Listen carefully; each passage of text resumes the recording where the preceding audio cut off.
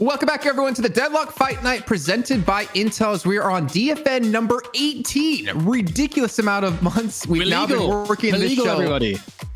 Yeah, we were already legal in Europe, but in the US now we're legal, I guess. That sounds really wrong. I swear it's not meant that way. We are back here with our next match. It's going to be the money match here with Virtus Pro taking on One Win, a repeat of last week and a repeat of the One Win bombshell. But one thing we did notice for all of you statisticians out there, all of you stat lovers, we forgot to show the match ranking, or the match results from the last match. Maybe we could throw that up there and quickly talk it through, and you can see how big of gaps we did have for VP up against Pojali Scumbria. And not a surprise to see Michaelis topping the leaderboards. Those player damage stats on PS are rough, man. They're rough. Yeah. What do you want me to say? I agree with Jake's analysis. Yeah, at least all of you out there got to see it. That's what it was all about here. But we're about to head into our next match. And honestly, this is, I think, a very exciting match because I feel like it's been a very long time since I've been really hype about another EU team besides Virtus Pro. And I know that sounds a little bit negative to some teams, but to see VP challenge, to see more importantly a team grow week in and week out and slowly start to improve, and of course with the latest addition of ABL on that roster, One Win have really proven to be a strong contender here, Jake. Yeah, I think they're a serious threat to VP, maybe the only serious threat, right? With the way these two teams have stacked up in the past, it's been kind of blow for blow with these squads. Of course, each one trying to innovate, trying to push the level here. But One Win team, they've become a familiar face. As much as VP maybe are the favorites historically, One Win team have been that squad to put them to the test. Yeah, they have. And honestly, I mean, DDK, we've talked about like the individual impact some players can have. I feel like when we look at One Win, ABL has helped Empty Dreams be a better player because there's not as much pressure on him individually to carry these games anymore. Yeah, it's actually been super interesting to see the versatility of ABL because initially we just like, oh, ABL's a Yamato player. And like, if you ban Yamato, you've kind of circumvented their star player.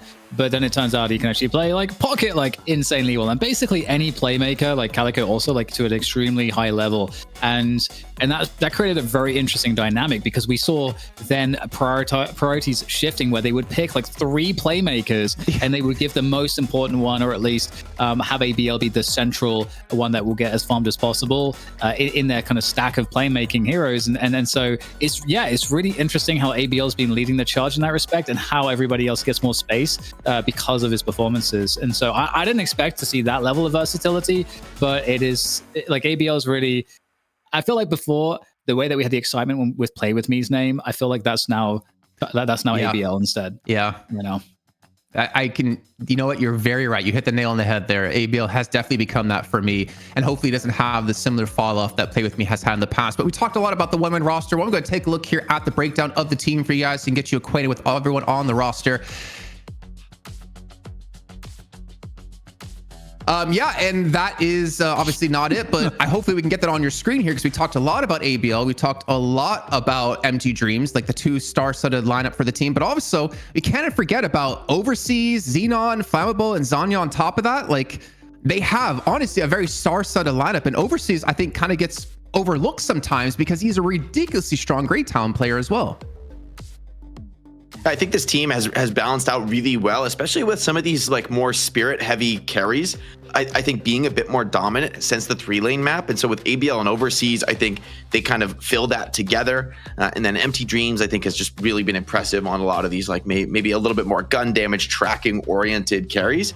And so the roster, I think, has come together into a real force to oppose VP. And one, I think, that has their own unique take on the game. I don't think they're like really copying VP's strats. I think the teams have a little bit of a distinct identity, at least in terms of the individual players. So it's exciting to see them clash, to see, week to week who can come out on top.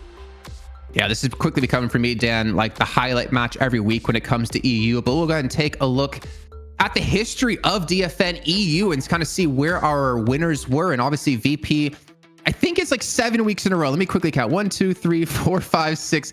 6 weeks in a row. They couldn't get the 7th in there, unfortunately, as One Win was able to take them down finally after the repeat matchup in 16 and 17. But to see it happen a 3rd time here, is it a best of 3 of the best of 3 threes, Dan? I think so.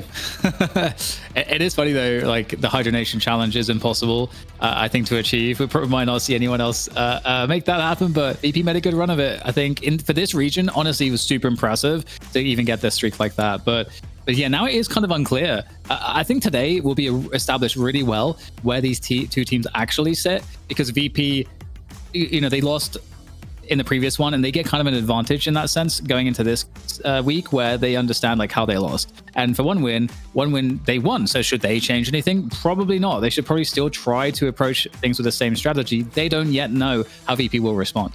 You know what? You bring up a very good point. And since we have Jake, who was a pro in Overwatch, maybe we can actually just ask you about this. When you play a team and you lose, is there this like background mind games you play of like, what do we adjust? What are they going to adjust? And then what do we have to adjust off what they to adjust? Can you kind of go into that? I think it's especially going to be prevalent in a scene like we have in Deadlock right now, where there's like a really small number of teams at the top echelon and maybe a little bit of a bigger gap before the next competitor squads. And so you got two teams like OneWin and VP. You kind of have to scrim each other all the time. Like if you want good practice, you want to keep pushing the limit, you don't want to just scrim teams that you're going to beat over and over again. That's just giving those teams amazing practice and you're not really getting anything out of it. So two squads like OneWin and VP, they probably get to know each other really, really intimately well. And so I think that plays a huge factor, especially in the draft, where you're very aware of what the opponent team likes. Every time they beat you with something that they like, you have to put some respect on it. You're like, well, maybe that strategy is actually pretty good. Maybe those heroes are important. And so I think you as two teams, you do kind of like trend together, and you end up being a bit of a hive mind in terms of your perspective on the game. You have to compete for the same prio heroes in the draft, and you develop a metaphor maybe only for the two of you. So it's always going to be interesting to watch these two teams clash, because there really is going to be nothing else like it in the world right now. I was going to mention that to you. There's a pro meta, and then there's the matchup dependent meta that can exist. Yeah. We are headed into our draft phase here. And honestly, I think one thing we're guaranteed to see out of Virtus.pro is a Bebop ban. Looking back at their bans in this last week, they banned it almost every single time, if not every single time. Actually, I can quickly check that. Yeah, they banned it 4 games out of 5.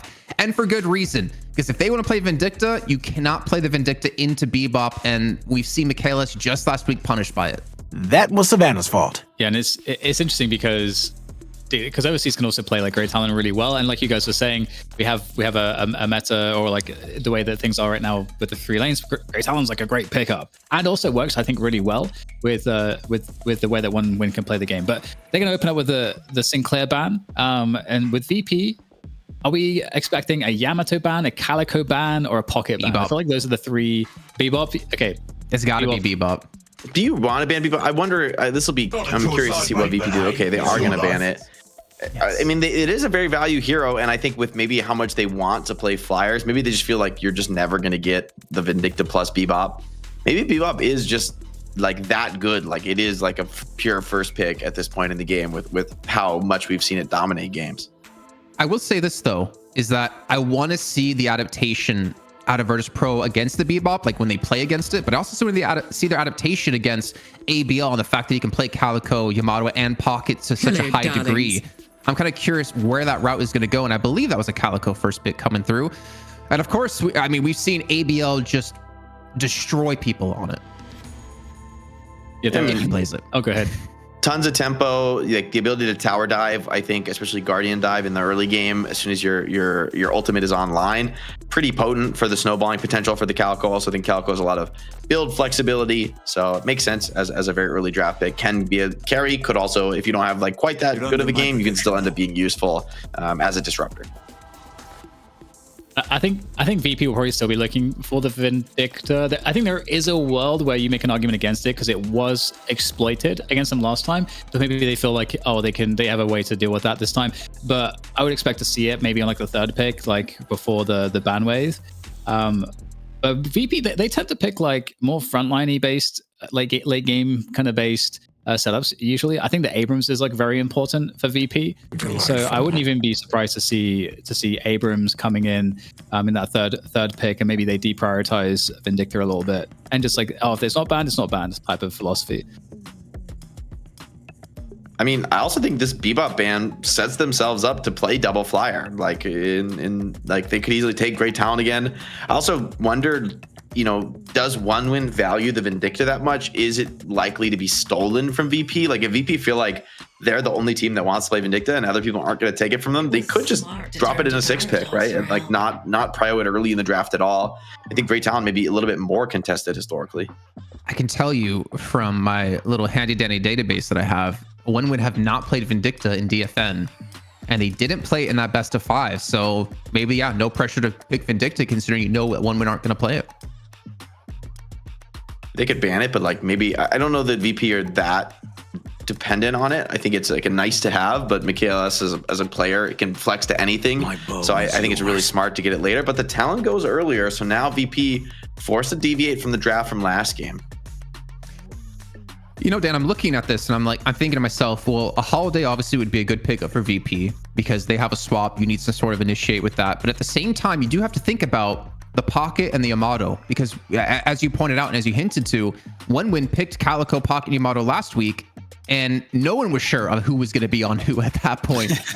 So I wonder, like, does Virtus Pro have a plan to deal with that potential setup yet again? And well, as you talked about, Jake, Vindicta will be coming through here as the 3rd pick out of Virtus Pro.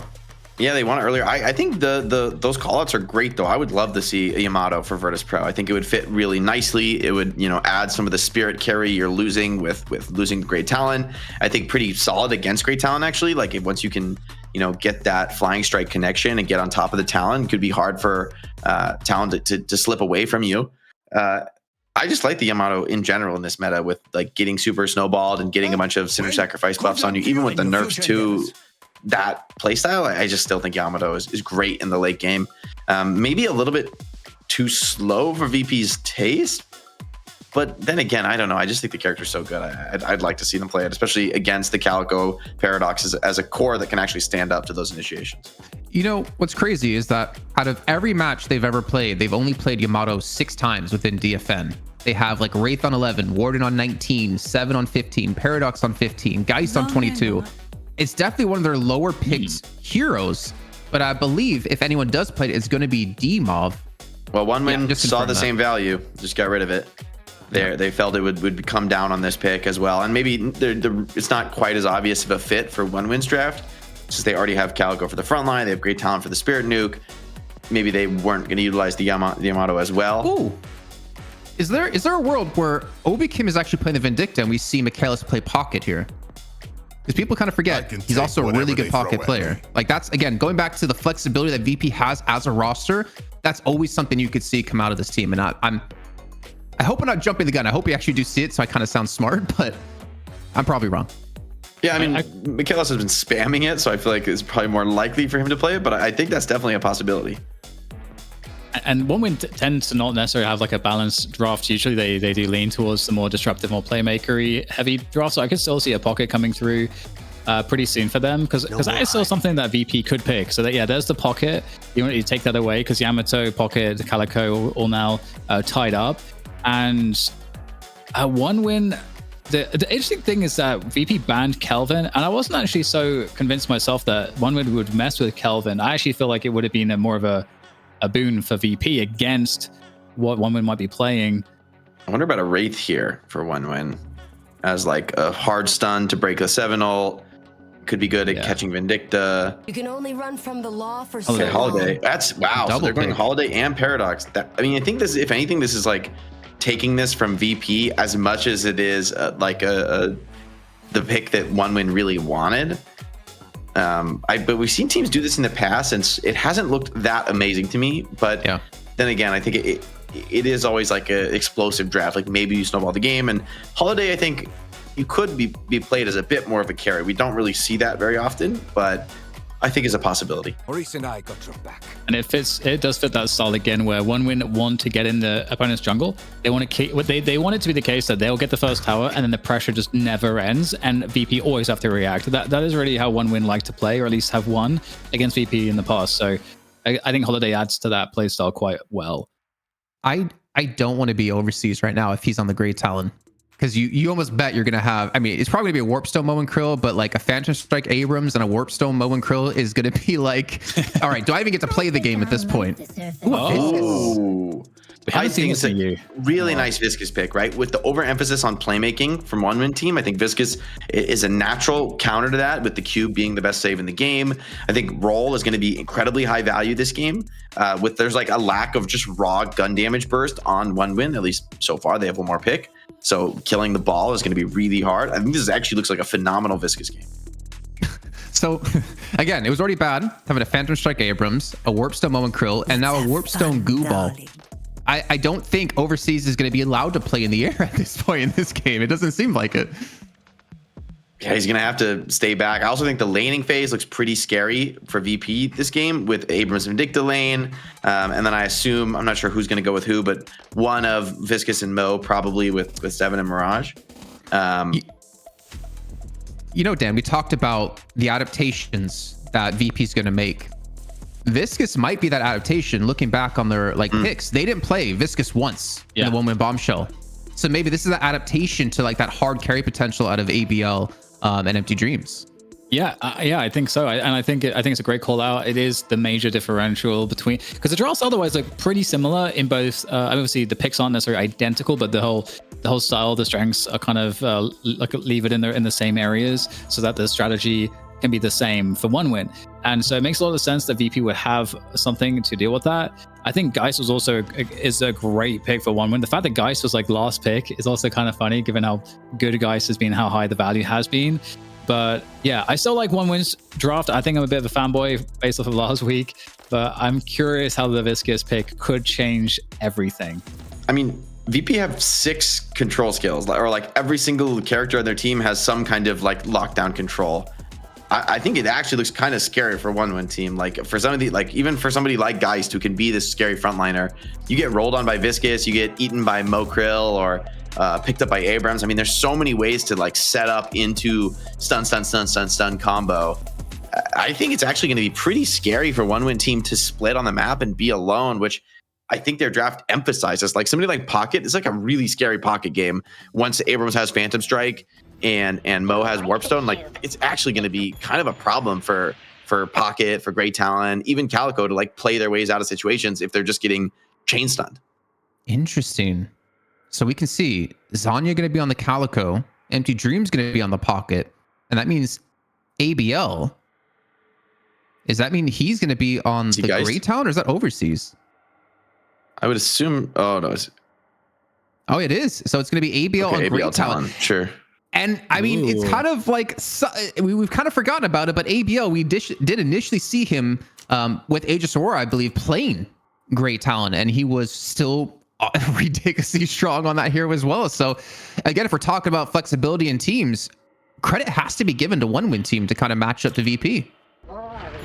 Love it. I love the fact that we've seen ABL, the most important player on the team in terms of star power, that he's been playing so many different heroes. It's really, really cool to see. Yeah, and I think it makes him very valuable as a player, right? If you can carry on so many different heroes like that, and so many different like carry heroes, it's very hard to deal with you. It's very hard to ban you out, and it makes them really important for a roster, I'd say. Before we get into it, I'd love to hear, Jake, your take on the early lane setup for both teams. I'm just very interested, especially to see the Viscous in the early lane with Seven, where Seven I think is a relatively weak laner. He does bring a lot of damage to the table, and Viscous has a lot of setup. So I think maybe first couple levels won't be great for them, but like once they get all their 3 main skills online, I think this Viscous can really be a threat in the early game. And so I'm curious to see VP playing that early game snowball style and how that matches up against one win's playmaking. All right, well, Dan, they do say pressure turns coal into diamonds, and Virtus.pro has been under a lot of pressure these last 2 weeks. And well, so Xenon. Slistic again. 2 games back-to-back, off to a strong start. This time, at least, not being the first one to die. But we know Listic, when he gets going on the Abrams, he is very difficult to stop. Yep. I mean, starters, you mean to continue and all that. Listic straight in there. Yeah, it's super interesting. Like, it's just, I love the highlight there from Jake as well about the CC that VP have on, like, there's an option, a good CC option on every single hero. There's actually a very interesting dynamic. I'll be really curious to see how that turns out in the team fights, but I also recognize again something OneWin were good at previously was catching players off guard, like essentially not having to win team fights, because in the early to mid game they can find so many smaller fights that they can take initiation on, that they don't have to worry about maybe like a mass CC lockdowns that could be more dangerous when there's more grouped up VP players. And you're talking about dangerous. Ballistic with another kill, this time on the Flammable in the left-hand side lane. Really proving to be difficult to deal with here for OneWin. Flammable currently at 1k, Xenon currently at 1k, and they're up against pretty much the 2k of the other side. And, you know, stat check territory, I know obviously like 1k isn't the massive difference, but when you get the extra levels in your abilities, the extra pure stats, it becomes very hard to deal with this. And you can already see OBKim getting aggressive. Able to push down Empty Dreams to about half HP. Obviously, Pocket with the negative spirit resist you start with here makes him very susceptible to any spirit damage you do. Yeah, this feels like a tough lane. You know, I think obviously Paradox Pocket are great, but Mirage Mo feels pretty oppressive in the mid lane. So this feels like it could be a pretty good lane for VP to be able to maybe get that mid tower down sooner than later, especially if they get some help or go for aggression like this. Oh, this is looking a little scary. Kinetic Carbine comes out. We get a bit of a heal, so looks like we're out of danger here for overseas at least. Oh my God, this Mo won't go away. Yeah, I don't think OBKim wants to give up on this, but one thing we didn't really mention and we didn't see in the patch notes is your Sword of Locket no longer gives spirit resist. And that's kind of big considering if you're a Pocket player. I mean, obviously Paradox, where the law of the harass in the lane that they're dealing with is going to be that spirit damage. It doesn't give you that extra sustainability and longevity in the lane.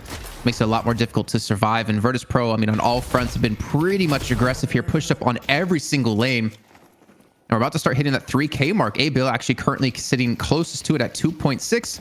His counterpart, Michaelis and Listic at 2.7 and 2.8 respectively. They get behind cover. Yeah, I like the change too on the locket. The fact that you're not taking away the identity or the true utility of the locket. You just, it's like, why was that? You kind of ask the question, wait, why was that spirit resist there in the first place? It did make it like insanely strong too, because a lot of the harass you're going to take in the early game, I would say, is going to be spirit heavy with the way these teams are playing. Obviously, I know Gun is quite a bit of harass too, but considering you're at range, it's not doing as much damage. The affliction going to be going in onto Sherrick and just tornado away here. And Empty Dreams is really not giving up on this, still trying to put out this consistent harasser, but OBKim's going to be going deep. He doesn't have the backup quite just here, and then it's going to be the combo coming through on overseas. This little adaptation out of Empty Dreams to try to get in there and parry in case the melee would come in out of OBKim, but he's still going to lose his teammate nonetheless. Yeah, and this is going to be probably a fair amount of tower damage as well. And so again, we've talked about how important it is to get those towers down as quickly as possible, these Guardians, especially that mid one. The way that it opens up map control, it really does dictate a lot. It's like, okay, the jungle value you could get is more if you get the enemy's middle tower down. And then additionally, we get that trade coming through, and that's Michaelis on a good start. But additionally, yeah, you get the ability to put the initiative on your opponent, and that's like not a good place to find in if you're on the receiving end of it. So really important to win that early mid tower. You know what? I kind of want to bring Jake in here really quickly and talk about this with Empty Dreams on Pocket, with them having such a tough start as well in the mid lane, even though they're not too far behind. I'm kind of curious on how you feel like the Pocket could play out, because obviously the Paradox, the swap is always going to be there, but the Pocket damage is going to be lacking. Yeah, I think they still have a little bit of an opportunity to bring this back, maybe with like a swap under tower, but it's starting to get to be a real problem. Combo online for Mo Krill, so you got to be so cautious. They are sending this Talon nuke over, which is going to put some pressure, but I think Mo, oh, maybe he's going to die in the mid lane. Super low, maybe just got out. But like, I think soon it's going to become untenable, especially as Mirage gets a little bit more farmed. Maybe we see a rotation as well. It's for somebody to come pressure down that Guardian. It's definitely getting into a very dangerous territory for a one-win. Yeah, and again, Michaelis is doing a lot better than he was in the previous map that we had when he was on Vindicta against OneWin, where he was getting, I would say, like relentlessly ganked. They were playing him on the left lane, if I recall correctly, and he's just getting actually wrecked. And here's that Calico forward pressure coming on by as well. Good damage on the tower, on the Guardian. Stunning response from 7. But still, forward presence here from the Calico. And this Calico pick is got to be, it's got to go huge here. Zanya has done great work on it previously, but will be forced back. Great little stun on the climb up there too for D-Mob to kind of alleviate some of that pressure out of Zanya. And I'm kind of happy to see, you know, Viscus get some play here in EU. I feel like it's been a very long time. You look at North America, and I mean, just this last week, Naked was playing it constantly for LARP Lords. Week before, Gibbs was playing it every single game he could for B&B. And he kind of just like disappeared out of Europe, but still insanely strong hero. As we are about to approach the 8-minute mark, no guard is taken just yet, and only about a 1 to 2k lead here for VP is Holistic. This is just I swear, this could have been a replay from the previous death from him. Yeah, great work there from Flammable. That's such an important pick off to get, especially with Michaelis like looking like he's having too good of a lane right now.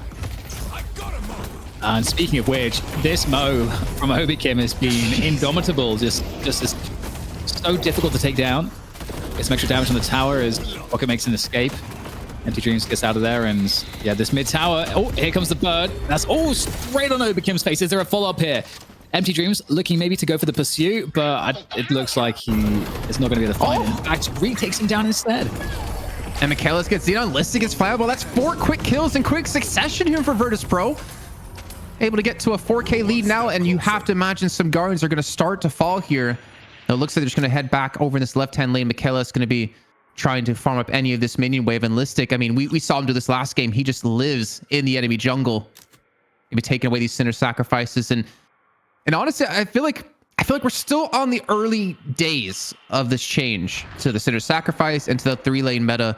Because there's definitely so much room to punish teams and to kind of gain any little bit of ground you possibly can. Of course, just as I was talking about this, actually, no, he did take it. Never mind. I was going to say he backed away without even securing it. But there's so much room for adaptation and still so many more ways to punish teams that we haven't seen explored fully yet out of some rosters. And we get a little engagement here in the blue jungle, in VP's jungle. And this is what we were talking about before. It's kind of what you want to see from OneWin. So despite the fact that OneWin also lose that mid tower, they are still trying to get aggressive. And I think that's really important to do. At the same time, this left Guardian is under heavy assault.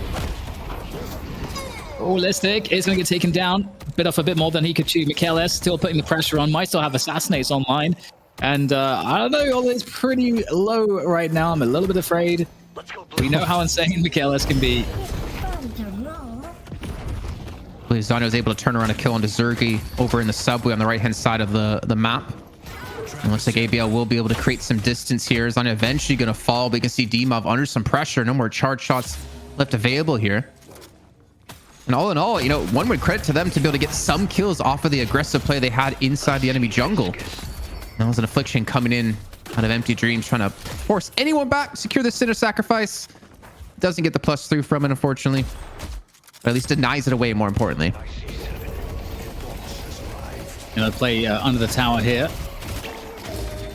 On this right side of the map here, OneWin trying to get some advantages, but coming in from the side is Sharik on that Mirage. That could complicate things, but actually there's a response because we've got Zanya coming in on the Calico from the side as well.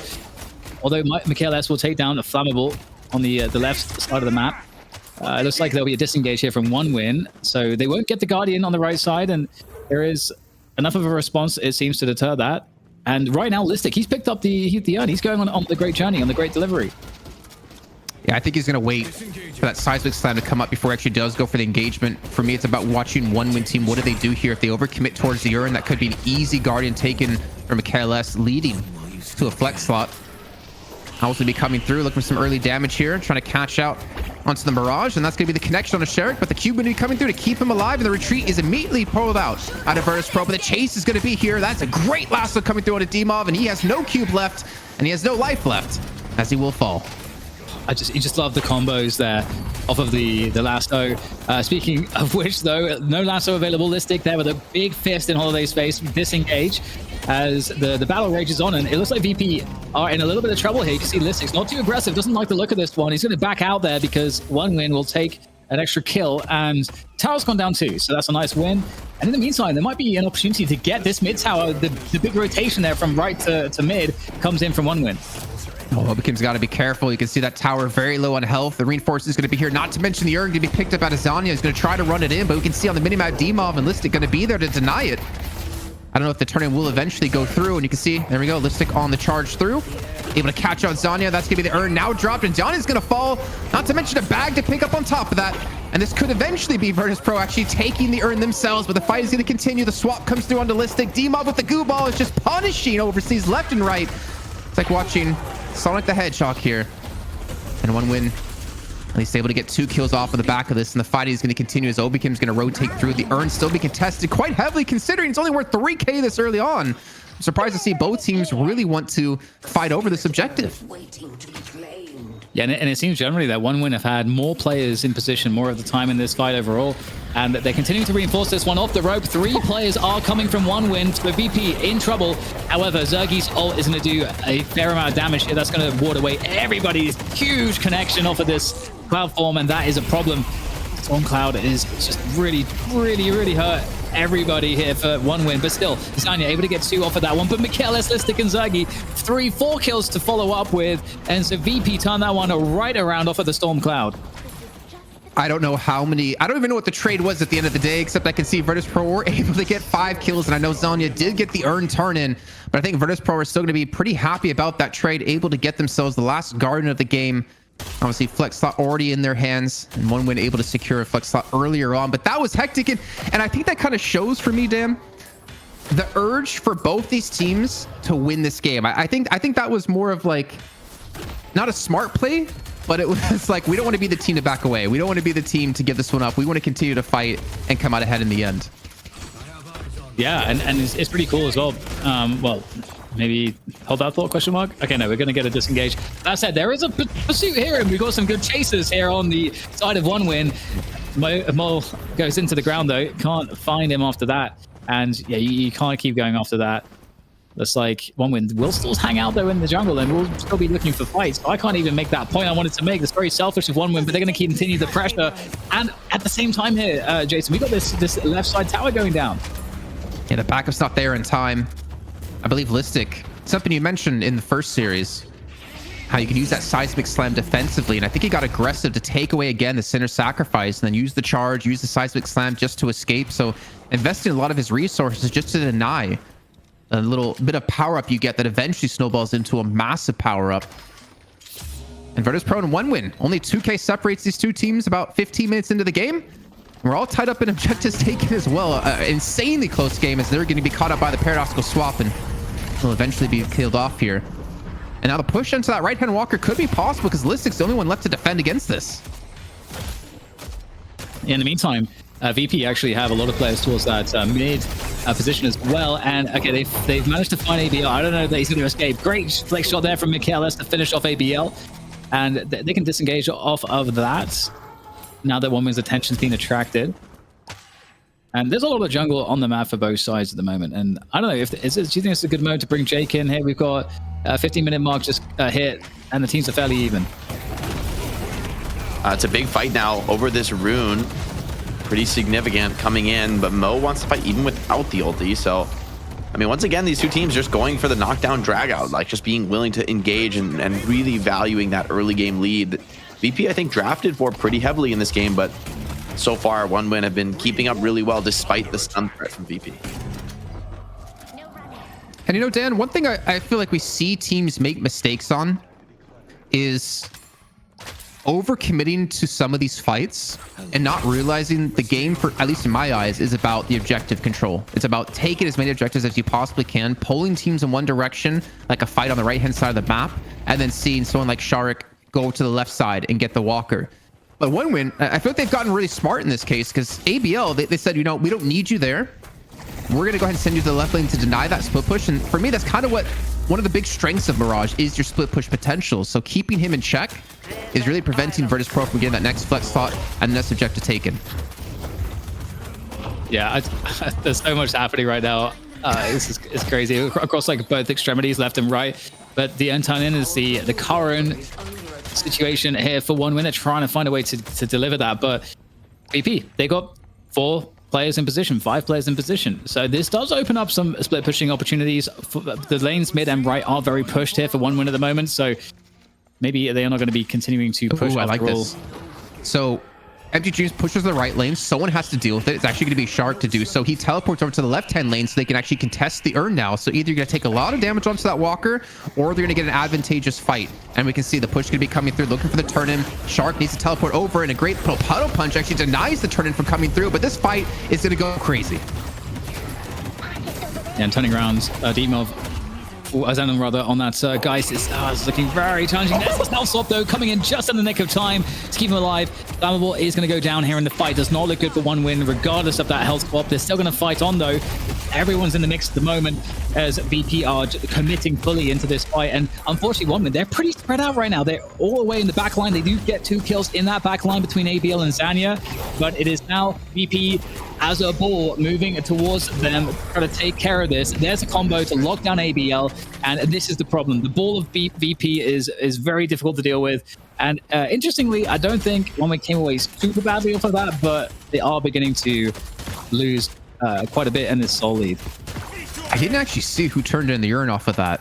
I want to say it was Virtus.pro just because they had more players alive, but that fight could have been even worse, I would say, for 1 win actually, because if Listic would manage to get that kill on a Xenon before the soul swap comes in, the soul exchange, Listic would have had full HP and he would have decimated the entirety of 1 win. So I honestly feel like that could have been worse if Xenon didn't hit that one ability to kind of keep Listic out of the fight completely. But either way, Virtus.pro looking to sport a 10k soul lead here in a few moments as we're only 18 minutes in. And the question now comes, where's the next fight going to be? And I think it's going to be in about 2 minutes time when the next urn comes through. It seems to be the pivotal point for all these teams to force fights when they want to.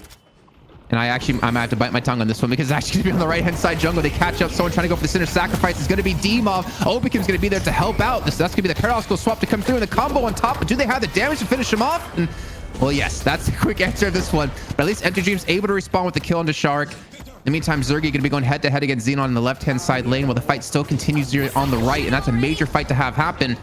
And Xenon's able to win on that trade. He could potentially push in towards this walker for some early damage, and he's going to do exactly that while the fight still rages on here on the right-hand side. Listic responds with a kill on Zanya.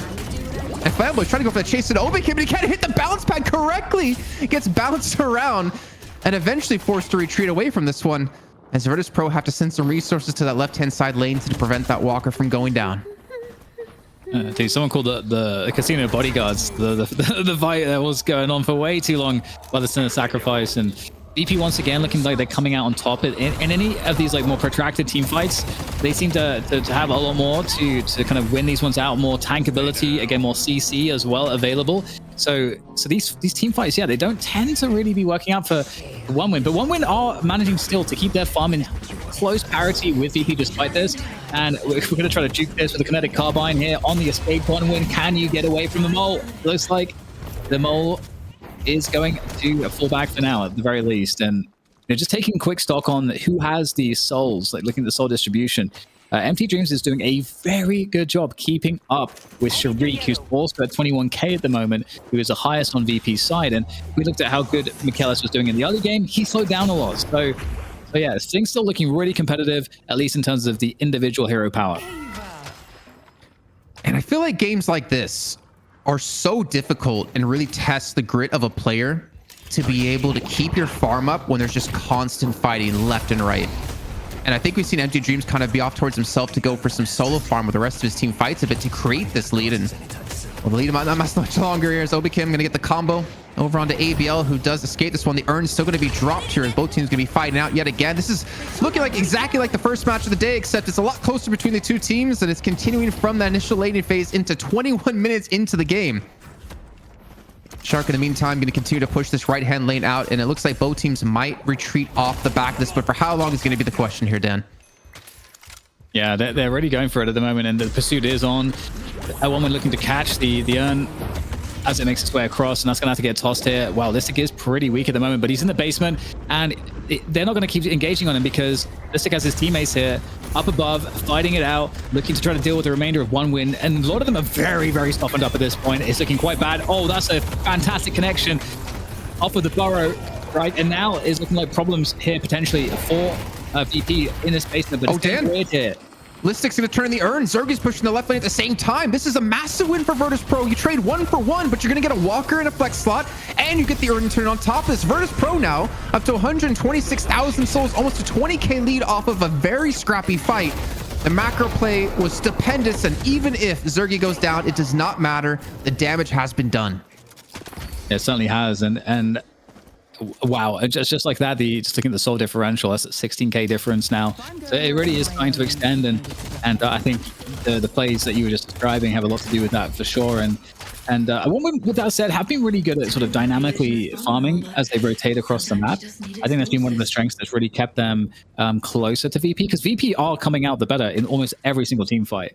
So that's one of the dynamics that needs to change. Or one would have to do a better job at getting picks early before the big protracted team fight happens, which might just happen now.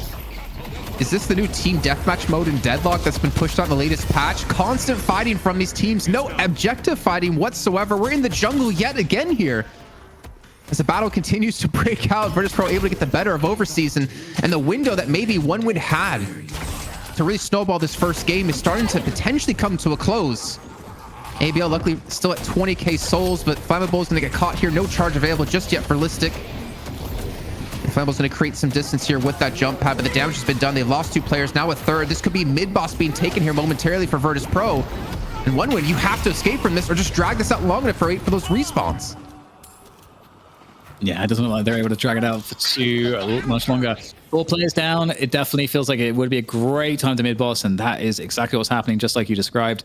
And I don't know that OneWin really have much to do about this. You know, their comp is great at a great many things, but I don't know that they really have a lot of good options here for the mid-boss setup or steal. I like the hustle they tried, because Empty Dreams went to that right lane to try to get the walker, try to get something out of nothing here, right?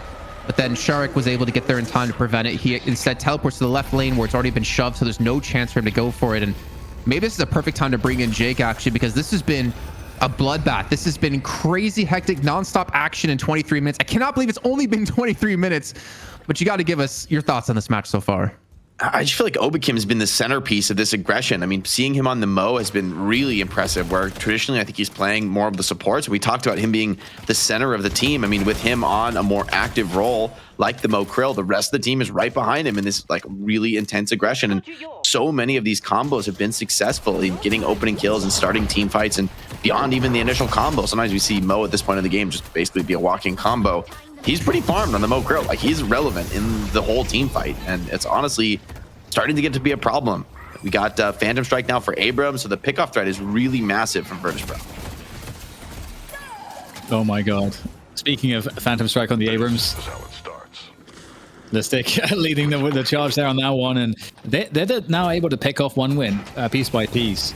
This is not good. It feels like OneWin's advantages or natural advantages with the comp, it feels like they're kind of vanishing at this point.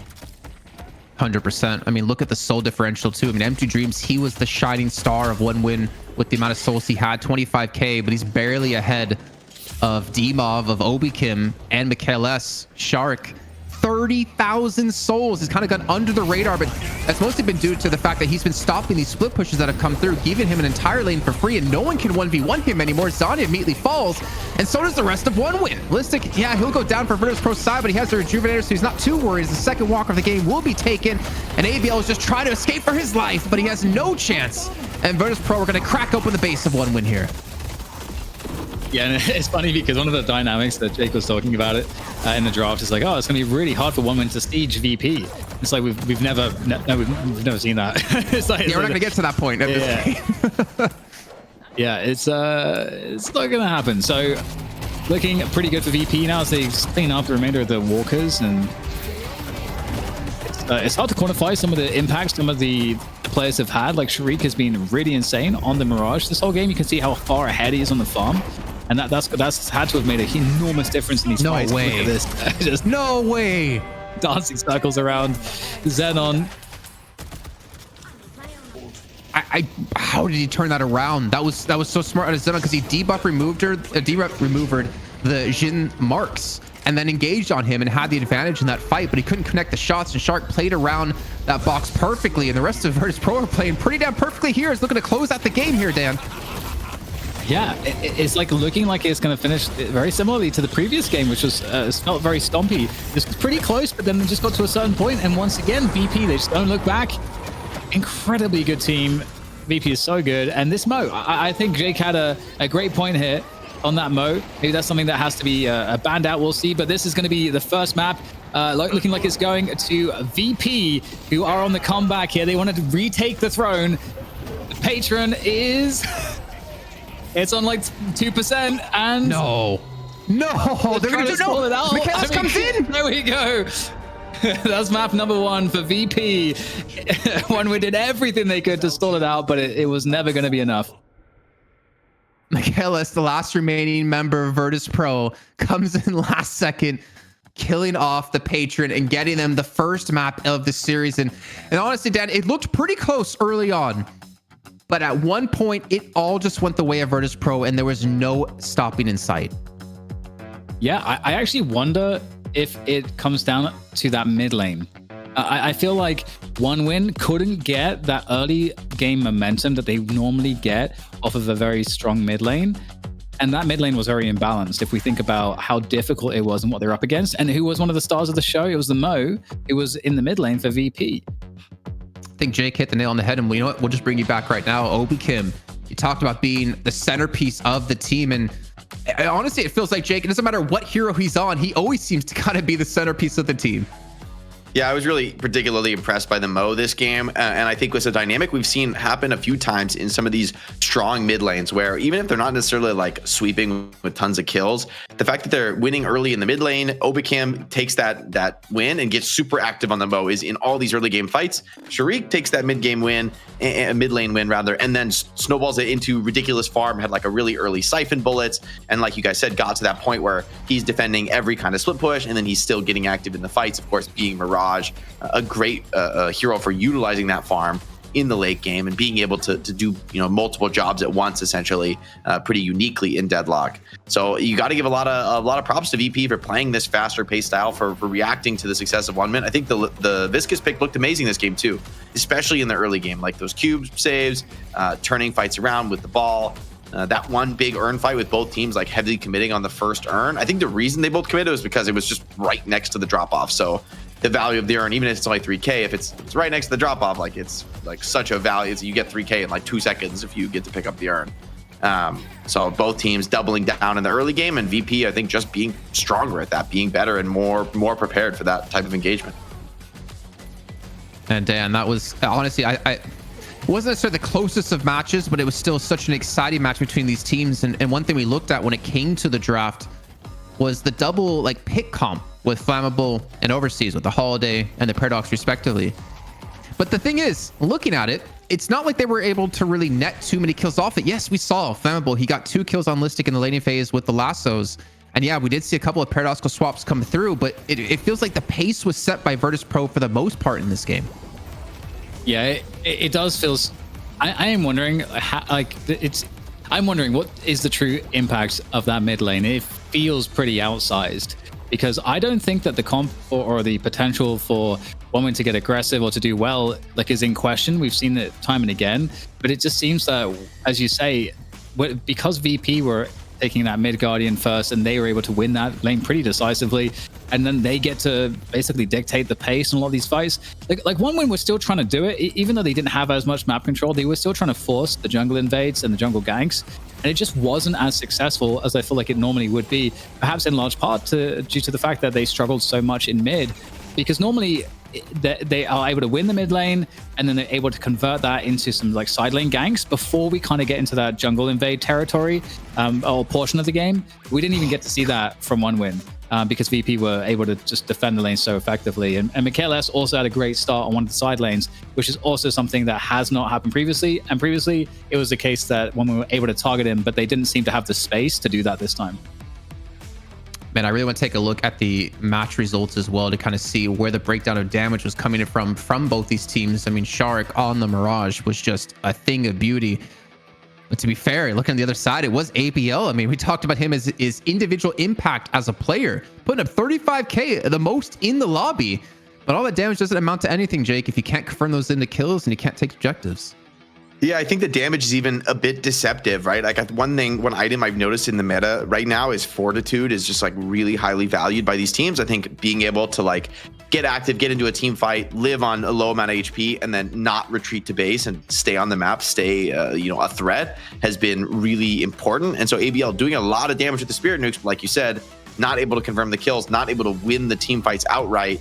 Sure, you can snipe damage from range, but you need to have somebody who's converting those into objectives, and that's not necessarily Great Talon's job, but definitely you know VP just won all those early mid game fights. Like you said, like I thought the siege would be super difficult against them, and they never even got close to being siege. Really, never even had much walker pressure against them in that game. Let me actually ask, because I'm not sure, does Fortitude show as your own healing? Because we're seeing Obikin with 27K, but obviously Scorn heals you, but Listic with 16K. That's a great question. I don't know. I don't think Obikin built the Fortitude this game, and I'm not sure if Listic did. I saw Sharik built it relatively early. I think Zergi bought it like last game too. So I think it's more for like the cores typically, I think, than like I think for Abrams, you'd rather just farm the Phantom Strike and maybe you don't necessarily need the Fortitude. You have enough healing built in on the kit, and same for Moat. But then again, there's still movement speed on the item. I mean, I think Fortitude actually just looks great. The more pros I see build it, the more I want to be building it in all my games, honestly. Because I'm thinking like, wow, you stay on the map, you get movement speed. It's pretty powerful. Well, ladies and gentlemen, that's going to wrap up here our first match in our money match of EU. We still, of course, our second match, not to mention North America thereafter. This is the Deadlock Fight Night brought to you by Intel, and we'll see you all in a bit. Welcome back, everyone, to the Deadlock Fight Night presented by Intel. I'm Jason Kaplan, joined by DDK, who looks extra handsome and extra smart today, as we've had an exhilarating first match here in our money match between Verdice Pro and OneWin. But before we can hop into our second game, I want to remind you guys, we also have not only a fantastic show to put on for you, but a fantastic merch store where you guys can head over to deadlockfightnight.com and pick up some sweet merch for yourself. If I'm not mistaken, Dan, I believe you got your DFN coffee cup, your little mug. I saw you post it not too long ago. There's obviously a lot of shirts for you guys to pick up, and all the proceeds, of course, do go directly right back into the show. It does not go into our pockets. It goes right back to continue to put on some amazing Deadlock tournaments for you all. Yes. Yeah. Please buy it. All the stuff. That's it. Such a good salesman, Dan. I know. You tell me to buy something and I'll buy it. Exactly. That's essentially that's the message behind the words, really. So I feel like I just cut to the chase, Jason. You just need to have like some fight, or not some fight night, some oh my god, what's the word? Fight Club-esque. Little flashes of like buy it. It's like one frame on the screen. Definitely. Yeah. Straight away from the Fight Club, what they use. Yeah, exactly. Well, you know what? We got to bring in our third person here for the first time on the show today. We've got our man, ZP, to break down a little bit of this series so far. And ZP, we're talking in the break about the match, and I wanted you to give your thoughts to everyone out there who's watching. Yeah, I mean, I think you look at the last match very broadly, right? OneWin picked a team that was very dependent on winning early game, right? And not only did they not win early game, they didn't even go even in the early game. And eventually you hit a point where VP just outscales them. To me, I feel like the adaptation that I want to see coming in from OneWin as we go into the next draft is that even though, realistically speaking, VP is a very versatile team, like we kind of talked about it over the break off camera, I do think at some level you get them off some of their like key comfort picks that they've really gravitated to in the last few weeks, right? Like, and number one for me is that Mikhail S has fallen in love with Vindicta. Break that relationship up. At the very least, put Mikhail S on the Paradox or something else. Shift up some of the comfort picks from VP and still make a comp that ideally is better in the early game, which seems to be getting focused on more than ever with the current economy changes. You know, that's not fair, ZP. Who wouldn't fall in love with Vindicta when you play with the bikini mod? Dan, so my counterpoint to that was you don't need to change things up if teams aren't able to beat you with what you're playing. Like, for instance, Michaelis, why not play Vindicta if teams can't show they can like play against it or ban around it? Yeah, I think this is it's always something you see in competition. If things work, generally you shouldn't change it, because even the adaptations that people might try to manufacture to deal with it might actually not work. And you need to kind of be brave enough to kind of walk into that, because there is this perceived value of like, oh, they know what we're doing.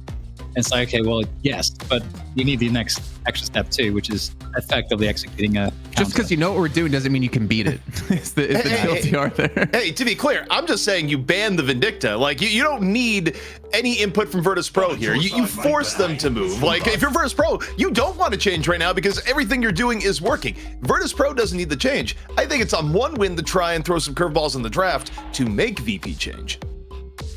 Maybe that curveball is actually picking Kelvin early, because we see it as a second ban out of Virtus.pro. They've done it now 1, 2, 3, 4, 5 times out of the last 6 matches, I believe. They banned Kelvin twice, or sorry, second, and they banned Bebop first. So maybe Kelvin could be key. Big mistake. There it is. Thank you. Cheated. He looked at his other monitor. Absolutely not. First off, we were having that conversation before the draft even began. And second off, makes sense. You get rid of the Vindicta, where Mikhail S again is just, what is he playing for the last 3 weeks? Vindicta. Make him change. They've done that. So now he's going to be like, okay, I'll just play Pocket or Paradox or one of the other 20 heroes I'm really good at. But yeah, I mean, this is the start to change, and I think we are seeing the adaptation that you want to see, ZP. You're but under my protection Dan, now. your thoughts? Yeah, I do think it's also good. You know, you can definitely always make the argument that you're forcing them to make an adaptation, which is nice because they did just win with Vindicta as a central part of their comp. But I think a point that ZP also made off camera was that there are other comfort picks that exist that you just wish you had enough bans for with VP. And so the question is, you mentioned Kelvin, Jason, but Kelvin hasn't really been a part of the strategy. The 1win, despite being a great hero, not being a part of the strategy because they don't really pick these pure supports. They want to pick a comp that can be very aggressive. And the thing that they have to solve that can make that comp work or leverage it correctly into the mid game is they have to win the early game. And they had problems with that because of that mid lane, I think. What I wonder here, do they take Paradox? Because then this starts turning into the we hate Mikhail S draft. Pretty specifically. And I mean, sometimes these sorts of draft strategies work where you specifically go out of your way to hurt one player's hero pool where, no, you can't remove one player entirely. But okay, it's not Paradox, it's Sinclair. Still makes sense. I mean, I think we all generally agree Sinclair still has a very high power level right now, is highly valued. I would have liked taking the Paradox away, though, just because I think Paradox has a little bit higher value with Holiday being weaker. But, you know, we'll see where it goes. I think VP on the backside, though, probably takes Paradox +1, maybe even like Paradox and early Abrams, so that can't get denied from Listic. I mean, on the Paradox note, for Mikhail S, he's played it 15 times. The next closest is Vindicta and Geist at 6, like over double the amount of play time on Paradox here in DFN than any other hero in his pool. So yeah, I mean, the question is, do you lock in the Paradox? Do you give it to 1win? Do you lock in the Abrams to go to 7, which has also been a pretty pivotal core to your roster as well? It's interesting. I do like the Sinclair because the Hex, I think, does provide a lot of aggressive CC potential that could have helped them win a lot in the previous match, but you can see that because Sinclair was on the table and VP still went Mirage, they're still going to such a core of the Mirage, the 7. Like, Mirage is so powerful for the reasons Jake mentioned in the previous game, and Mirage was a key factor of winning the mid lane as well. I gotta say here, they need to pick the Talon. If they don't pick the Talon here, it will get banned by VP. I think ABL has been crunching on pretty heavily. Yamato is still an option if they don't pick Great Talon, but I think for what 1win has liked playing, if they believe in the Great Talon, they must pick it here or will not be coming back around off the bend. Okay, they do pick for it. I told you, he's looking at his other monitor. He's looking at the draft. Jason, you need to get new material. You have literally said this every right draft pick I have said for like weeks. It is unbelievable. Put your hands in the air, right, like this. One hand, take the camera off and show us your other screen. You won't. I can't even move my camera like that the way my camera is right now. I'm telling you, chat. He's looking. No, I'm just kidding. Yeah, so the Great Talon comes through. 1win, going for the next ban. I mean, maybe they ban Abrams. Funny enough. Instead, go for Holiday. I don't think Virtus.pro were going to play Holiday, personally. I could be wrong. Probably not. Yeah, probably not. I would have, if you're 1win, I kind of feel like you ban Abrams there. Like, the Holiday ban is weird. I mean, yeah, D-Mov can play the Holiday. I don't know if VP was really going to angle for it. I don't know. I agree with the Abrams ban. Would have been like optimal. I don't know who VP bans here. I mean, you could say Yamato, but probably not because. Good luck to you in your future endeavors. Okay, does one win steal Mo here? Because, or Abrams potentially, because this could be another way to kind of, you know, skin a cat. And then ZP could feel better. But if they don't, then ZP will feel terrible still. I just don't want to see Ava be skinned. That would be really weird. Dark turn out there. Yeah, it's like a real dark turn in my head. But it's like 11 o'clock at night here, to be fair. Yeah, so next pick could be coming through. And it's going to be the Yamato. And now this is where it gets really interesting because ABL, Great Talent, Calico, Yamato can play all of them. And we've seen that when it comes to EU, I feel like ABL in the recent times has been one of the most successful Yamatos. What I'm curious about is, will we see it played middle yet again and played on that high ground to really kind of punish and give you that mid lane control that we saw one lack in the last match? Yeah, I mean, it's a possibility. What I'm curious right now, though, for the VP pick, what are they probably pick Abrams here, right? Yeah. No, they go Mo. Yeah. Okay, they value the Mo more, and maybe they just feel like one win isn't gonna pick Abrams on the other end. They've already invested in 2 frontliners, so yeah, I mean, the Mo is perhaps the more contested pick of the 2, but also, why not both, though? they might pick Abrams at the same time. Yeah, that is also very, very true of the 2. I don't the Yamato though getting picked. I mean, you have to think for one win, it's gonna be someone else playing the Talon. I mean, they do have multiple players that can play both Talon and Yamato, but I just feel like if you have Yamato on your team and you have ABL, you need to pair the 2 of them together. Whatever they throw at me. Yeah, I mean, overseas can play Talon quite a bit too. Go ahead, Dan. Oh, I was just gonna say, I wonder if we see the pocket again, because we saw the Yamato Calico pocket combo, but the thing then, I guess it doesn't make sense is obviously then ABL's probably not going to be playing either Calico or Yamato or the pocket because he'd probably be on Grey Talon. So I guess that leads to more CC. Holiday was the pick here, I think, previously in the previous draft. Holiday's not available, so No more hiding. like, oh, okay, they're doing it. All right, okay. Wow. This is an interesting draft. I'm just looking back at last week because I remember we had something kind of similar. Final map that they won. It was Calico, Pocket, and Yamato paired together. So I would assume, right? and ABL, yeah, they didn't have a talent, and ABL actually played the Pocket on that game too. So I don't know. I mean, if we talk about the win condition for one win, this is kind of fitted into the way they play. It's just about Virtus.pro preventing the execution of this, and I would honestly say, Viscous, do it. Why not? It gives you the protection. Obi can play the Mo and Krill. It denies like any assassination attempts, and it worked, like you said before, Dan, really damn well in that last match. I mean, they don't necessarily need the Viscous. They could go it, but I think part of why they went Viscous there was just to get a playmaker in their lineup and play Viscous a little bit more aggressively early lane wise. I mean, we'll see. Okay, they decide they want to run it even with the Paradox, so they Viscous. I looked at my other monitor. No, I'm just kidding. Here's what I think, though. When I look at this draft, I think the upside for one win relative to the last game is that the scaling for both teams is way more even here. I don't think there's pressure on one win to just dominate the early game or lose later on, right? Like, they're not that invested in an early game ramp. So, you know, for VP, this isn't the type of game where it's like hold even and then you just win. So I think it'll be interesting to see the early game go. The counter side to that, though, is that one win doesn't have as strong of a team as they did, I think, in the last map. So if they had trouble keeping even in the last lineup for this lineup, they might have even more trouble this time around if the mechanical skill is even. I look towards one player on women's team, actually. I look towards Flammable on the Sinclair, or most likely going to be on the Sinclair, because there's so many big ultimates to steal. Choosing the right one to steal for that given situation, I feel like, is so damn hard. I mean, the Seismic Send could be big. The Goo Ball could be big. The combo could be massive. The Paradoxical Swap could be huge. Like, there's so many different opportunities for you to be a playmaker for your team as a Sinclair that I almost feel like the success kind of does fall on him. Well, before we get into it, looking at this match, I think the number one thing I'm looking at a micro level is just the interactions that we're going to have between Yamato and Mo, because I feel like that's one of the key things that can just absolutely shut down a team that crutches on Yamato, is just a Mo that's in the right place, right time, that basically puts Yamato in situations where she dies before getting things done. But we'll see how it turns out and see who's even playing what, and it is ABL on the Yamato. Battle cruiser operational. Okay. As he's sitting on the high ground. We saw that in last week's game. Just gonna be playing the battle cruiser.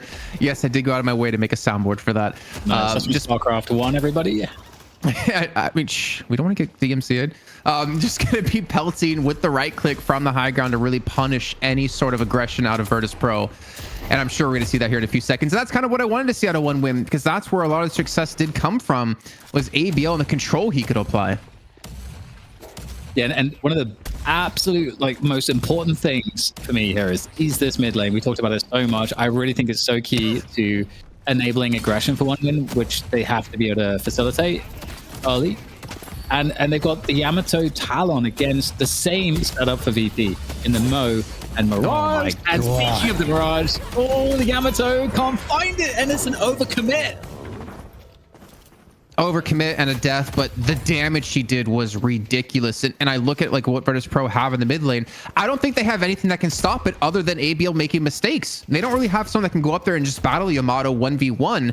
And you saw ABL almost pull off the kill onto Shark and then the back away off of that. So a little bit of a misstep out of him, trying to get aggressive, trying to take an early advantage.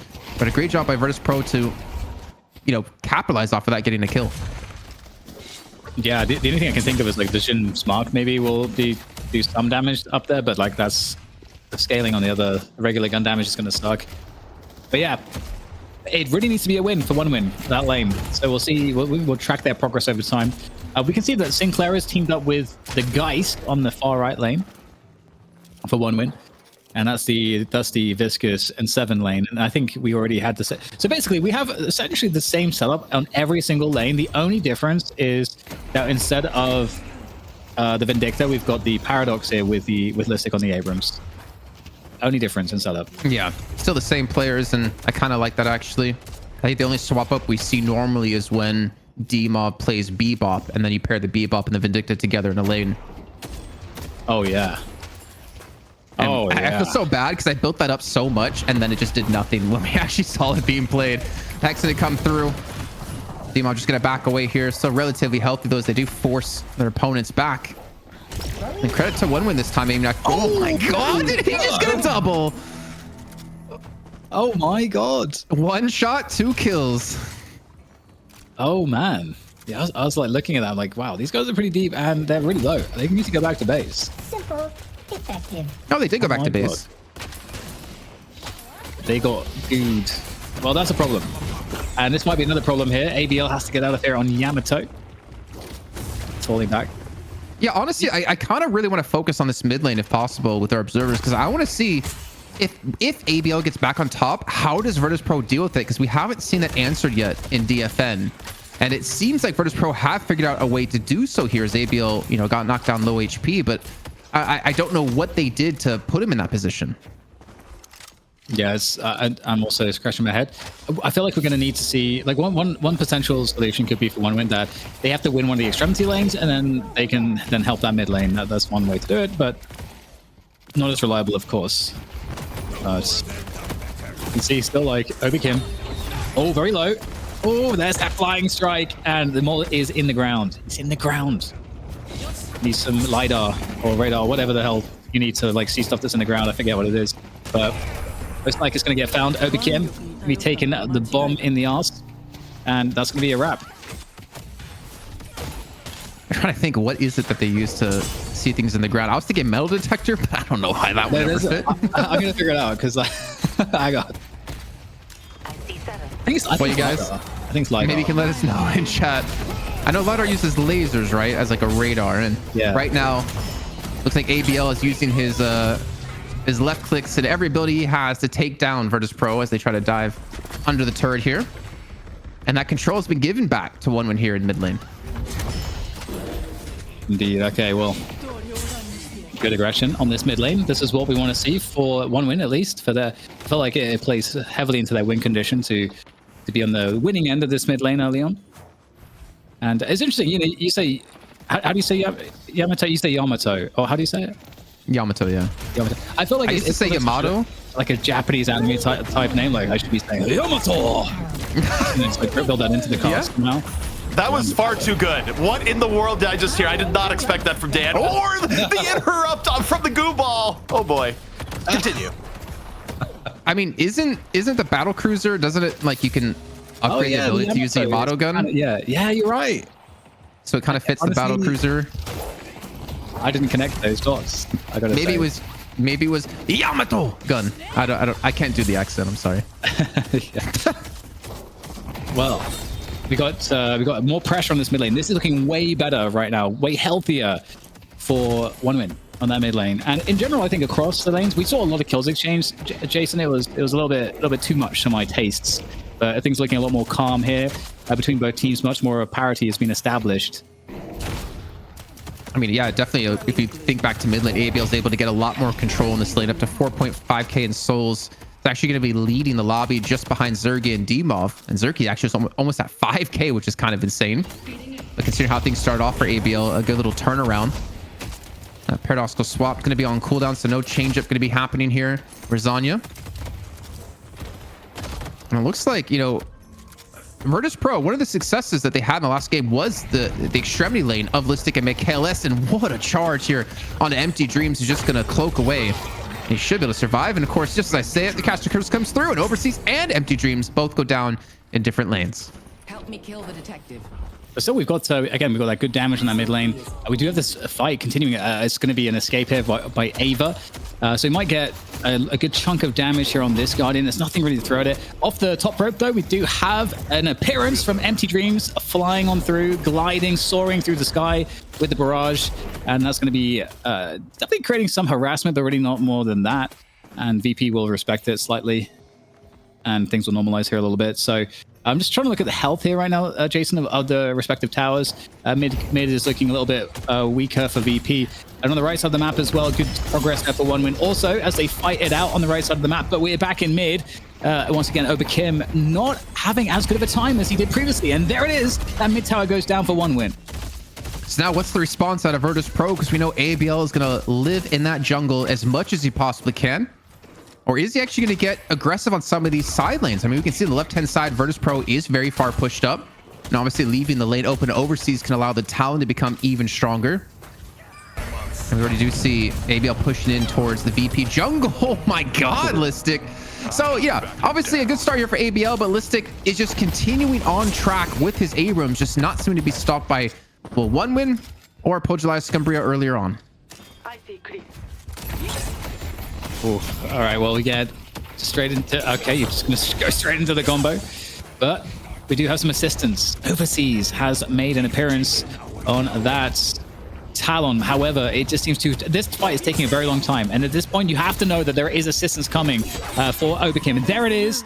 We've got Sharik on the scene now. And we're going to pop that shadow transformation. So, all right, we'll be able to disengage here safely. OneWin as VP managed to hold it off. And we got the jungle invade too towards the left side as well, between left and mid lane, from OneWin, looking to try to harass even more and set up those ganks. I like how Zergy went back the center sacrifice, knowing he has the teammates here to clean up ABL. Obekim's able to capitalize off of that. It's still, even with the success of OneWin, we still have a big difference in souls. Inflammable just cannot stop Listic. Michaelis going to be here as well. Looks like the paradoxical swap came through, but wasn't able to actually pull Empty Dreams away. Instead, it just pulled Michaelis to him, or where he was. And Listic will fall, but I mean, we still have a 4k soul difference between the two teams, even though we're equal in objectives. Straight onto the goo ball. I catch the Zagi. Okay, 3 players here for VP on the right side of the map. This is potentially a problem. Oh my goodness, ABL getting sent to the moon.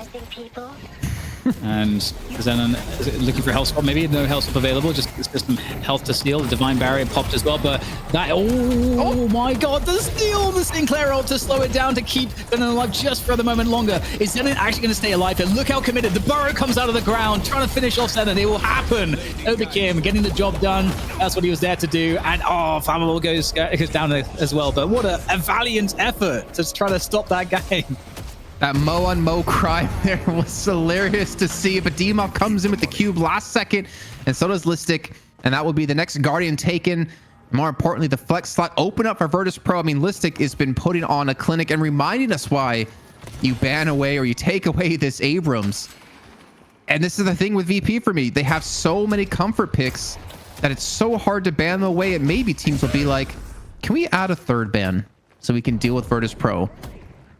And I kind of hope that doesn't come true until we get way more heroes introduced to the game. But the urn going to be taken over here toward the right-hand side for a turn-in. Looking to see if they can try to get a win here. One win. So smart. Such a strong presence.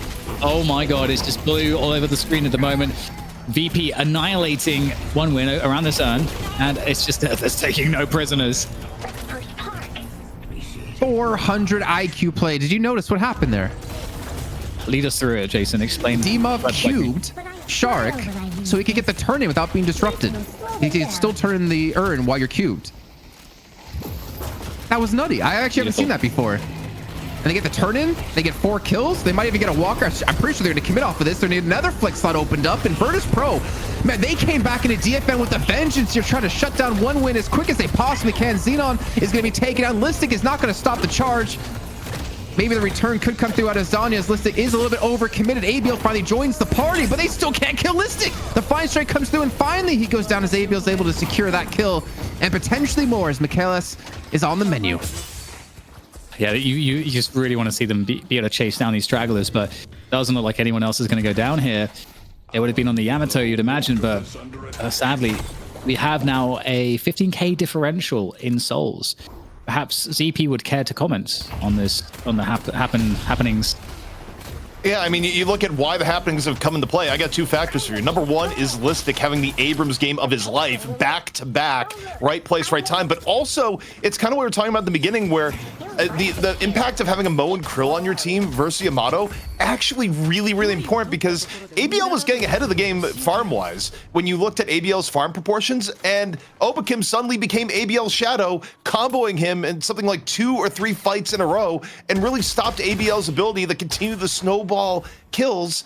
And those 2 factors combined really let Virtus Pro win several fights in a row, now get a nearly 20k gap. A little bit of a fight going in here right now, but Sinclair, you know, he has a way of getting away. But overall, I love how VP has played this year, especially on the draft and countering what 1-win wanted to do. Okay, Listic might be getting aggressive. 5 strikes going to come through. He will fall yet again to ABL. I mean, the swap out of Michaelis into the charge was fantastic, but they weren't able to confirm any kill off of that flammable. Just escapes barely with the nick of HP. And D-Mob's trying to go for the catch onto Zanya with the goo ball. He's still very low in health, and the puddle punch should come through to lock him down. And just look at this. No one's here to punish D-Mob. And he might potentially be able to escape for this for free. Yeah, and it's almost because it takes so many resources and players to even just get that 1 kill onto Listic. It just takes too much attention away. Okay, well, this is looking a very, very difficult here once again for 1-win, but we've got the Yamato pushing in, and ABL, I mean, there's nothing that he could do. They just got completely locked down. And that is just not how a Yamato is supposed to look going into a fight. I'm gonna say that. Yeah, he had the shadow transformation, but I think he just died too quickly to actually pop it. Didn't expect to be bursted down so quickly. Okay, I like it. Puts the cube up to prevent his health from going low. Might be able to go on the chase, especially with the help of this. Well, actually not with the help of the owls as coming in to stop him. A little bit of a guardian here for his teammate of Xenon. Wow. Doesn't matter. ZP are just ZP? VP. Haha. VP are so deep on the map at the moment. They're able to just get... You know where I am on the map right now, Dan. I'm just saying, you have no idea. ZP, you're... I can imagine. Never mind. Anyway, yeah, it is so much map control right now for VP that it just makes it really, so one of the problems I think for 1-win is that they draft with a specific strategy in mind for their hero picks, which means that they can't like steal hero picks away because it goes against their draft. That's why they can't pick an Abrams. But if they're not prepared to ban some of these, they're just like left in this spot in the draft where, you know, they're just in a lot of trouble if they can't win that early game decisively. Oh, that's a preemptive shadow transformation, so it doesn't get combo. There's just too many players of VP going to be here, though. And he will quickly be cleaned up. I mean, 1-win are still looking for their flex slot. We're 15 minutes in. They only have 1 Guardian down, and VP's able to reinforce this right-hand side, but eventually it will fall. The combo comes in onto Obakim. And now his combo comes through, but that's going to be the Hex to land as well. He's running with the combo player. I don't know what's going on here, that interaction. John is forced to enter the shadows and look to escape. But he will just get sent back to base. movement there from overseas. You can get 3 players alive if a 1 win, looking to potentially do something here, but they're just, I mean, escaping is really the only choice at this point, but not on the table. Overseas takes down Listic at the very least. Listic is the juggernaut, and that's no easy feat, but there are still 4 players left alive here for VP. ABL get taken out, and these are just, I mean, these are just terrible fights back to back. There's definitely a stat check element to this. And 1 win are not able to create their own engagements. They're having to consistently react to the ganks of their opponents, which is just never ideal. Ooh, are we doing DDK, I need to give a second here to give a big shout out to our observers, because EU has been ridiculous so far today with the constant action happening around the map. And with the urn in hand, Obi Kim's going to start off the mid boss. And 1 win, not even in position to contest this, and no realistic way they can with how big of a lead Virtus.pro have, not to mention the team fight potential out of VP, but they're going to head in. They're going to try to do something about this. The Hex going to be looking to come through out of Flammable to deny it. Yeah, looking to try to get in there, find some fights here, but it's looking very scary. Oh, look at the hour getting sent straight down the tunnel. His 4 players, that looks very cool, but they will just shrug it off when it all is said and done. And this mole is depositing this urn into enemy territory. Why not? Oh my God. 4 kills. The urn on top of this. ABL can't do anything by himself, and Overseas just being picked out of the sky by a giant booger. Oh my God, that was outrageous. I thought Overseas would get that kill, actually. Maybe he did for 2. This is tough to watch. I mean, it's complete night and day from last week with 1 win. Complete night and day of the 1 win bombshell that concluded just a few days ago. And the question was, going into the series, like, what has Virtus.pro adapted to be more consistent with their wins? And I don't necessarily know what it was, other than let's play with Viscous. Yeah, I think I do think Viscous is a big part of it. You could see how like the Geist pick feels really muted in any engagement where like Viscous is. The guys can't really do much in those 1v1s because of the cube, and it just makes those fights really awkward. And then the cube also comes into, I mean, we talked about it, like to be really a decisive factor in delaying fights. And one of the strengths of like a heavy playmaking comp like this with ganks is like getting those kills to happen quickly. And what's the best way to shut that down? A cube. You can't allow that snowball to happen. You can't allow that 6v5 fight to kick off for 1 win. With the combo as well, it's not really possible for ABL to do much. Decisive Slam going to be used out of Flammable here as he steals it away from Listic. And there's the cube we were just talking about, not to mention the trap on top of it to curse them out to prevent them from shooting. And maybe, just maybe, 1 win might have the chance to get back in this game here as they do finally have the man advantage. Overseas, your team needs you. They're still fighting on the right-hand side, looking to push back in towards mid lane. And ABL Zanya looking to chime in to get 2 kills apiece. ABL eventually going to be shut down here, but that is the best fight we've seen out of 1 win since this game started. The problem is they're losing their base Guardians all while this is happening. Demoff is on a 12 kill streak on the Viscous. That's kind of outrageous. Oh, finishing it off with the Storm Cloud. Oh my God. Yo. Oh, no. Don't go into the base. Don't BM that hard. Okay, whenever VP has gotten an advantage, they just haven't let go on any of the 3 maps we've seen them play today. It's outrageous. I think the minion healed him that he had next, or maybe it was Restorative Locket or something. He got a little bit of an influx of heal. Maybe it could have been, oh my God, some life still coming through. But that's the Patron going down. The respawns are going to be here at a 1 win, and I don't think Virtus.pro want to give this up. I think they're going to stick around here to lock this one down and take what's rightfully theirs at the throne here in DFN. Yeah, I agree completely. They still have 3 rejues online, so they're in a great position to just keep looking for these frags. They're ahead enough on items. So this is a problem for VP. They've got to just mount a defense here. Or rather, sorry, for 1 win, they've got to mount a defense here, and it's not looking very successful so far. Try as they might, in comes another bird. That's gonna be good for 2 kills, Listic. So with that, they're gonna be in the pit. They're gonna finish it right here. Virtus.pro looking to close out this series in a very fast 2-0 fashion. The Patron down to about 25% HP, and you can see 1 win trying to do anything they possibly can. The Affliction coming through, trying to deny, but Obi Kim is just punching away, and the Patron will fall, and Virtus.pro will claim the title once again as Kings of EU here in the Deadlock Fight Night number 18, presented by Intel. Wow. What a speed run from VP today. They just actually, I don't think we saw. Okay, so I don't know if they lost a single team fight in all 3 maps. Like an actual team fight. When you get like past that early laning phase, you get into like 10 to 20 minutes, that time period. I don't know that they lost a single team fight.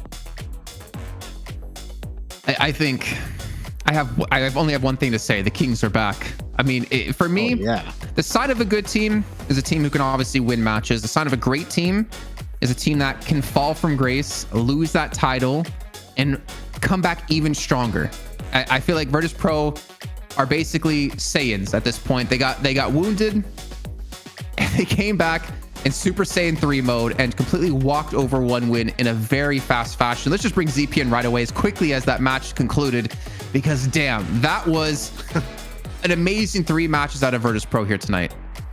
Yeah, I mean, VP looked angry. It looked like they were playing angry. If you were to tell me that they actually lost the 1-win bombshell tournament and needed revenge, I would believe you. But they actually won that tournament, and then they came in here and just absolutely slapped 1-win here in the finals. And look, I think a lot of it just comes down to the fact that they really understand the meta right now. I think they're really comfortable in the laning phase in a way that other teams aren't. And also on an individual level, I feel like we've never seen Listic play better on the Abrams, and that's some of the highest praise I can give.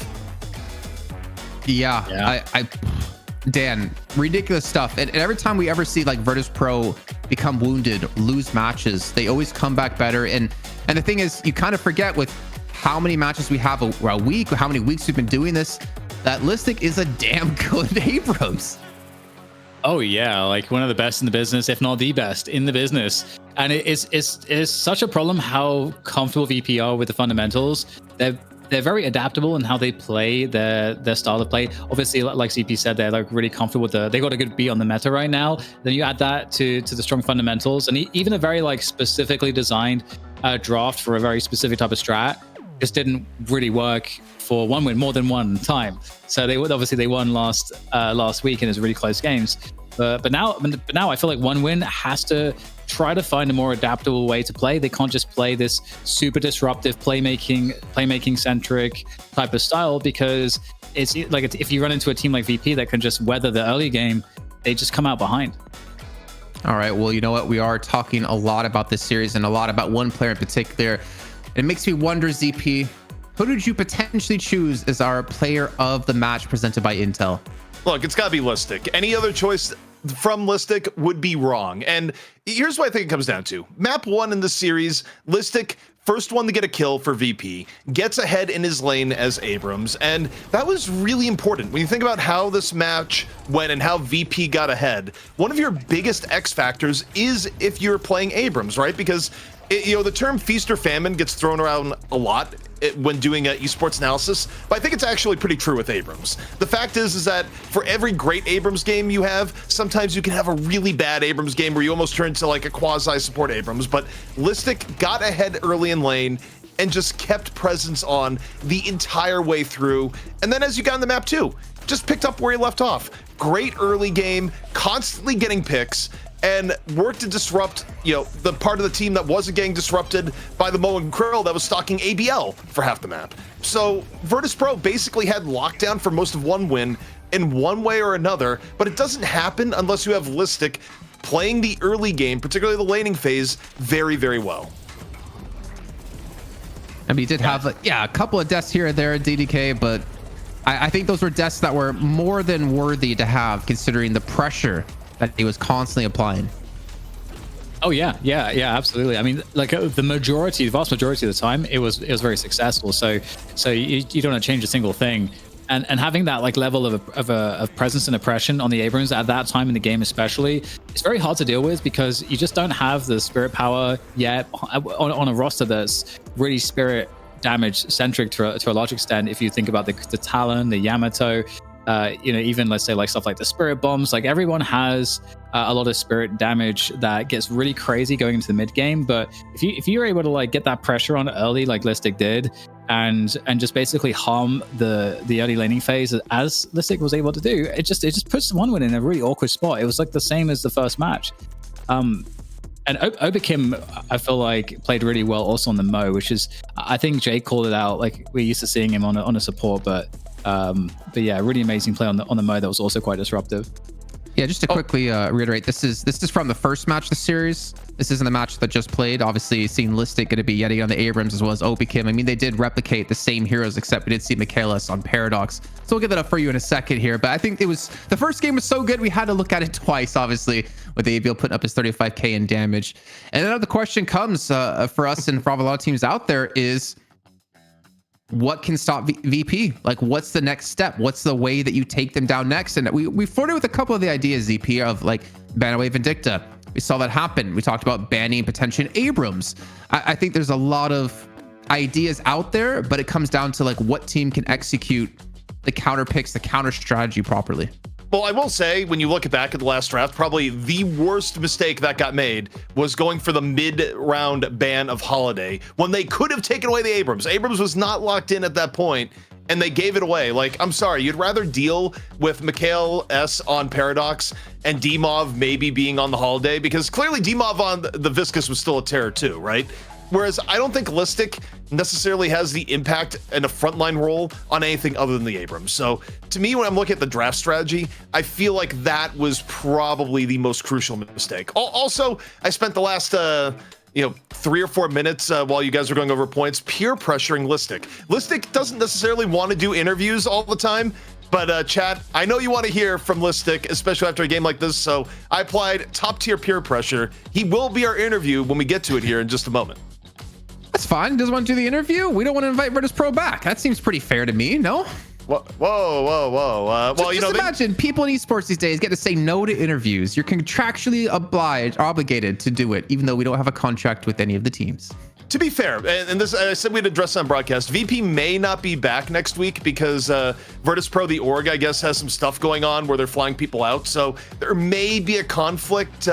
But we'll see. We're still hopeful they'll be back next week. But it's not June yet, ZP. Why would they need to fly anywhere? There's no big event happening. Right. Well, people don't need to know about that. But you know what? I think Listic is almost ready. He's getting checked out here. So Dan, give us a point while we make sure Listic doesn't bring any weapons to this interview. We've had to institute this process after Ido. You know. What is he, American? Yeah, I think for me the biggest takeaway, because we want to see really competitive matches in EU, is that one win have to consider like giving up on their strat unless they really believe in it, and they can like re-engineer the early game. Otherwise, they're gonna have to play VP at their own game, the fundamentals game. I don't know how well that's gonna go, but I mean that's like if you like look, who's close to VP right now? Like no one is close to VP. Someone's got to give it a go. Big and Brolic? Or B&B, sorry. I don't know. Maybe when there's a land one day. But we don't have to wait too much longer. We do have Listic ready to go to bring him in for this interview. Hello. And Listic, hello. Thank you so much for coming on for this interview. I love to talk to you, and I know the chat loves to talk to you and hear from you as well. So first of all, congratulations on your win, man. But I'm going to jump straight into like the nitty gritty of these last week, 2 weeks for you. So you lost a 1 win in DFN last week. You came into, in DFN, yeah. You came into the 1 win bombshell, and then you beat them in a 3-2 very close series. What changed between DFN to 1 win and 1 win to DFN yet again for you and the team? Yeah, so when we beat at Fight Night, we'd been beating these guys in scrims. I mean, no flame to them, they're like a really good team. We'd been beating these guys in scrims for like, I don't know, like weeks. And then at Fight Night, they come in with not even like a completely different strategy. It's just like they're focused on something. They're focused on this earn play. And it's something we noticed from Deadlock Fight Night to 1 win. And that's where we improved on that. We started focusing more on earn. And then from 1 win to Fight Night, again, it was just, I mean, we hadn't got it down like really cleanly from Fight Night to 1 win. So we were just having problems still, like adjusting to that kind of play style. But yeah, from 1 win to Fight Night again, this Fight Night, I think we got it down like pretty solid now, and we know how to play like against this team really well. So you think you got it down after absolutely demolishing them in back-to-back matches? I would safe to say, yeah, I think you guys got it down. CP, go ahead. Yeah, I mean, if that's, I think we got down, I mean, dear God, I'm a little bit terrified to hear about the idea of like, oh yeah, we got it, no problem. But getting into it here, Listic, you know, the interesting thing for me is seeing your hero pool change over time where, you know, at one point you're Abrams all the time, right? And then, you know, you go through a Grey Talon phase, you go through, you know, a Geist phase, and, you know, a lot of very versatile picks. And yet today, you just bring it all the way back on Abrams. And I think the thing that really surprised me, by the way, the draft, we talked about just before we brought you in, but the draft on the second game, they have the option of banning your Abrams away, which probably would have been good given how much you did in the early game of the last map. They don't ban Abrams, instead they ban the Holiday. Were you guys even going to pick Holiday in that draft where you already had Paradox and kind of this lineup already set in stone to begin with? Nah. We weren't gonna pick that dog ass character. All right. Well, okay. It's funny you say so. You guys did pick Holiday in the Bombshell tournament, but you know, right now you're not as hot on Holiday as other options. It sounds like. Yeah, pretty much. It's what you get for peer pressure him into doing the interview. You get like I know. Just he's actually taking revenge out on me. It's like he activated hydration mode, man. I was not prepared. Yeah, grab Zerg next time. Nah, I mean, I'm just out of it today. I don't know. Well, it seems like it looks like there's no one close to you guys right now. Do you feel like that's actually how it is, or is that just like what we're seeing in these matches? Like, are you expecting like Pugilist, Cambria to like come back? Are there other teams that you feel like can kind of get to your level? Because it really feels like right now you guys have like created a pretty big gap between yourselves and everyone else. No, I really don't think so. Until like another team finds another strategy that they're good at and executes it better than us. But I think we're better at. I mean, we showed it with 1 win. We're better at any strategy that they come up with at their own play, you know? So. Nice. All right. Well, you know what, Listic, I don't want to take too much more of your time up, but I do want to give you a chance to kind of like give a shout out to anyone, to tell people where they can find you if they already haven't. The floor is yours. Yeah, my socials link. My socials are Twitch TV Twitch TV Listic_. Thank you. That's where you'll find me streaming every day. My teammates also stream. If you want to see any of those characters, yeah. Okay. Not much else. Nuts. Hey, a man, a few words. That's all you need because you let your gameplay do the talking for you. Listic, thank you so much for joining us, and congratulations once again on the victory. All right, thank you. Bye. Poor ZP, man. You're like, yeah, he got wrecked, man. let me just ask you this, like, 30-second long question, and then he's like, yeah, or no. This is why he gets the people for interviews and I don't do it, because I don't have to deal with the players trying to get me back.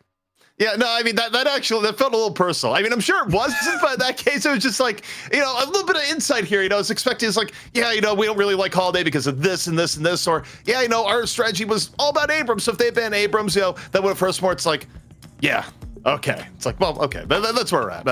But either way, it's hard to argue the results at the very least, though you can't argue the one-word answers. You know what? Listic's becoming one of my favorite interviewees if he keeps stuff like that up. But ladies and gentlemen, that's going to round out our EU portion of today. But to quickly get you caught up on what's happening after this, we do have North America, though it's a little bit of a twist this time. Because of spring break, we don't have the amount of teams that we would want to field to be able to pull off a challenger match. So instead, we're treating you something a little bit special, a little bit extra sweet. It's going to be B&B up against Hydra Nation, the return of the Hydras here in a best of 5 instead of a best of 3. And of course, that'll be on the other side of a break, and we'll see you soon.